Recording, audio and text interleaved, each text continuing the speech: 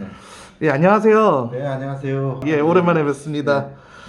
얼마 전에 그 네. 인성학으로 네. 그 박사학위를 따셨다고 들었습니다, 또. 아, 예, 어렵게 땄습니다. 네. 많이 계시지 않다고 들었는데, 공부 많이 네, 하시는 것 같습니다. 아직까지 관상학이나 인상학으로 예. 박사를 쓰신 분들이 그렇게 많지는 않습니다. 그래서 저는 또 앞으로 미래적으로 새로운 영역에 도전하고 싶어서 명리학으로 쓸 수 있었지만 관상학이나 인상학으로 도전을 과감하게 했습니다. 공부를 계속 하시는 건가요? 예, 공부를 계속했습니다. 지금도 다른 것도 바로 공부를 하고 네, 계시나요? 우리 그 명리학은 끊임없이 공부를 해야 되거든요, 사실은. 그래서 우리가 내 생각을 끊임없이 이렇게 발전시키기 위해서는 그 사람의 상이라든가 명리학이라든가 또 모든 사물을 판단하는 데에서는 공부가 계속 되어야 된다고 생각합니다. 앞으로 더 기대하고 나중에 또 네네. 찾아오겠습니다. 네네. 예, 오늘은 혹시 영화 관상 보셨나요? 저도 재밌게 봤습니다. 영화 관상에 나오는 그 네. 인물들에 대해서 좀 네. 물어보고 네. 실제 관상 좀 봐주십사 해서 이렇게 네. 찾아왔습니다. 네. 영화에서도 편이 나눠져 있잖아요. 그 실제로 얼굴 그 관상에 상극 관계나 뭐 상생하는 관계가 있나요? 네, 있죠. 우리가 사람과의 사람의 궁합이 있듯이 얼굴에도 궁합이 있거든요. 그래서 이 관상학은 기본적으로 균형과 조화라고 합니다. 그래서 우리가 이제 인상학이라고도 하는데 보이지 않는 무형과 무형들이 마음에 주는 그 어떤 변화를 가져오면서 얼굴에 그 표현되는 그런 얼굴을 가지고 우리가 어떤 생각을 가지고 또 어떤 행동을 하느냐에 따라서 인간이 이렇게 살아갈 수 있는 집진서라도 할 수 있거든요. 그래서 이 상대방의 나와 상생이 되면 더 좋고 또 그러면은 더 시너지 효과가 아주 좋을 수가 있거든요. 그래서 상극 관계가 있다 하면은 서로 얼굴 관계가 상극이다 하면 서로 피해서 또 부족한 점을 찾고 또 그분의 말을 경청하고 또 조언을 청한다면은 서로 얼마든지 얼굴의 상생관계를 할 수가 있다고 그래요. 그래서 상생관계는 예를 들어 뭐 나무다 하면 불이 또 상생관계고 또 불이다 하면 흙이 상생관계고 또 그런 이렇게 얼굴의 상생관계가 우리가 음양오행이라고 그러거든요. 그래서 얼마든지 상생관계가 있다고 봅니다. 그러면은 그 방금 말씀하신 것 중에서 그 네네. 상생 관계는 좋은 거니까 괜찮고 상극 관계라고 있으셨는데 네네. 그것도 방침이나 뭐 이런 걸 하면은 좋게 할 수 있는 건가요? 네, 그렇죠. 예를 들어, 네. 제가 이제 얼굴형이 이렇게 약간 사각이잖아요. 그러면 사각이 상극 관계는 약간 얼굴에 이렇게 뾰족한 형들 있죠. 예, 그런 분들하고 또 이렇게 상극이기 때문에 부딪히지 않으면 되거든요. 물론, 디테일한 것은 저한테 이제 상담 오시면 내가 또 이렇게 자세히 알려드릴 수는 있습니다. 분명한 거는 상극 관계가 있습니다. 상극 관계도 네. 서로 이렇게 상생해서 시너지가 일어날 수 있게 하는 방법은 있나요? 있죠. 예. 그렇다고 우리가 그러잖아요. 여러 사람들이 이렇게 있으면 그 중에 마음에 든 사람들이 있죠. 또 어떤 분들은 이상하게 마음에 안 든 분들이 있잖아요. 그래서 상생은 무의식적으로 느껴요. 자기하고 에너지가 같은 분들끼리 이렇게 좋다라는 느낌이 있거든요.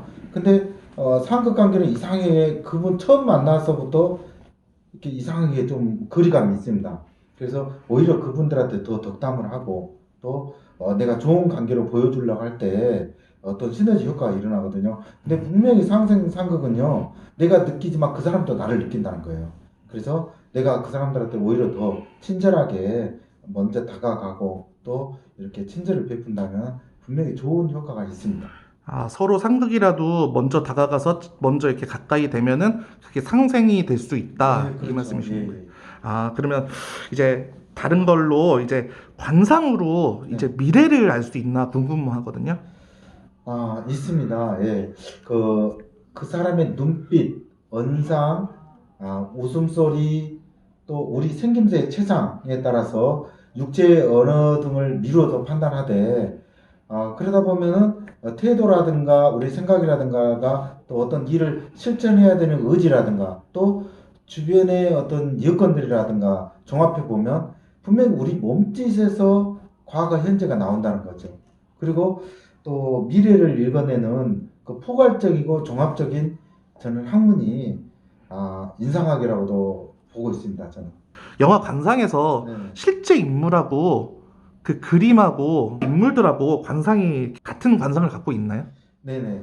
물론 이제 그 사진 속의 옛날 인물들은 유추할 수는 없어요. 그냥 사진으로 이렇게 영정 사진이라는 걸 알 수가 있고, 그렇지만은 분명히 그 얼굴 사진으로 저는 이제 물론 직접 뭐 수양대군을 본다든가 뭐 그런 건 없거든요. 그렇지만 사진 속에 그런 요즘 유튜브라든가 많이 나와 있잖아요. 그 사진으로 유추해 보면 분명히 영화에 그 논픽션이 섞여 있다고 할 수 있습니다. 그래서 저도 그 영화를 실제 재밌게 봤는데 논픽션이 섞여 있기 때문에 그렇게 또 우리가 실제 얘기를 할 수가 있습니다. 그래서 저는 재밌게 그냥 영화로만 있는 그대로 봤습니다. 아, 그러면 논픽션이라고 하셨는데 네, 그 실제 인물 관상을 봐주실 수 있나요? 네네, 네, 가능합니다. 네, 아, 그러면은 주인공으로 나왔던 수양대군 편이죠? 세조 네네, 편인 네, 수양대군과 한 명의 관상평을 우선 부탁드립니다. 네. 실제 수양대군 세조죠. 세종의 아들인데 이 관상은 그 사진 속의 관상은 수영 관상으로 이 풍부한 상상력과 이 충동적인 성격으로 두뇌가 아주 빠르다고 하죠. 그래서 다재다능한 늘 변화를 추구하고 또 융통성과 또 사교성이 좋고 처세술이 아주 뛰어난 이 카멜레온이라고 해야 되나? 그런 그 기운으로 부르기도 합니다. 그래서 이 수영 관상은 규칙적인 것보다는 이 변덕이 약간 좀 오르내림이 있습니다. 그러나 넓은 마음으로 이 상대의 마음을 알아주는 엄청난 내공을 가지고 있거든요. 그래서 이 수영은 물이 흐르듯이 이렇게 순리대로 일 처리하는 것을 상당히 좋아한다 하죠. 그래서 이 과격함과 또 부드러움이 하모니를 이루어서 이 어떤 모사를 잘하고 조화롭게 인간관계를 아주 잘하는 관상이라고 하는 게 수양대군의 수영 관상입니다. 아, 그러면 영화에서 나온 것처럼 반역의 상이라든지 네. 뭐 이리의 상 이런 건 아닌가 보네요. 그건 이제 말 그대로 논픽션이라고 아. 했죠. 예, 물론 그렇게 드라마라든가 영화는 그렇게 해야 또 재미가 있기 때문에 실제 뭐 그렇게 해야지 좀 카리스마가 있게 느껴지기 때문에 아마 방송에서는 그렇게 했던 것 같습니다. 아, 그러면은 거기 나온 한 명의 관상은 어떤 건가요? 예, 한 명의 관상은 이제 사진 속에서는 금영이라고 하거든요. 이제 금영인데 금영은 좀 사색적이고 또 뛰어난 분석력과 리더형이라고 합니다. 그래서 한 명에는 수양대군을 왕으로 만든 어떻게 보면 1등 공신이죠. 그래서 현실감이 뛰어나고 또 결단력이 있으며 체계적이고 논리적인 사고와 또 인사권을 갖는 멋진 리더의 상이라고도 합니다. 그러나 지금으로 인사권을 가진 멋진 리더의 상이지만은 그 한강변에 가면 그 압구정이라는 데가 있어요. 그 압구정을 탐낸 사람으로 이 풍수에도 굉장히 일가견이 있었다고 그래요. 그래서 기러기가 왔다 간 자리라 해서 그 자리를 지금의 최고의 그 압구정터로 남아 있는데요. 사진상에서는 금형이지만은 이 마이산법에서는 금형을 작고 단단하고 리더가 있으며 자기의 어떤 마음먹은 대로 이루어 나간다는 그런 그 뜻이 있기도 합니다. 그래서 금형은 딱 부러지고 또 승부욕이 아주 강하죠. 한번 마음 먹으면 쫙 직진으로 밀고 나가는 그런 추진력이 있다고 합니다. 그래서 고집불통이라고 해서 인간관계를 잘해야 되는 금형 관상입니다.